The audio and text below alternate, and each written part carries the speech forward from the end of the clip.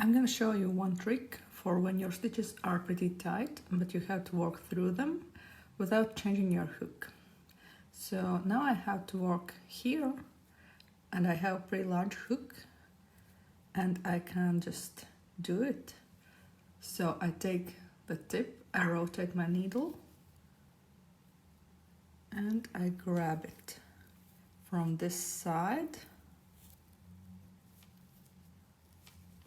and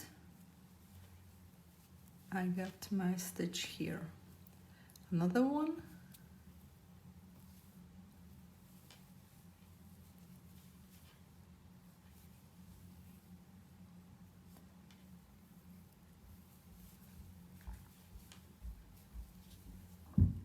and I rotate my hook, and I use this tip to get through the stitch.